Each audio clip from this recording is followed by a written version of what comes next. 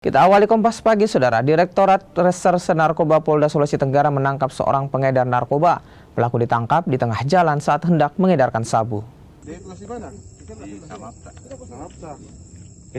Inilah rekaman saat personel Subdirektorat 2 Direktorat Reserse Narkoba Polda Sulawesi Tenggara menangkap terduga pengedar narkoba di Jalan Jambu Putih, Kelurahan Mata Bubu, Kecamatan Poasi, Kota Kendari. Pelaku berinisial FB ditangkap pada 14 Januari 2026 lalu setelah hendak mengedarkan narkoba jenis sabu.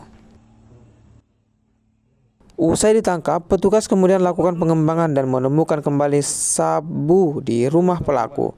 Total ada lebih dari 200 gram sabu disita dari pelaku.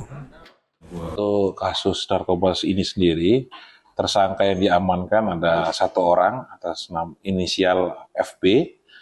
Dan untuk barang bukti yang berhasil diamankan oleh tim, ada sekitar 225 gram untuk kotornya, sementara masih sambil menunggu pemeriksaan lab 4.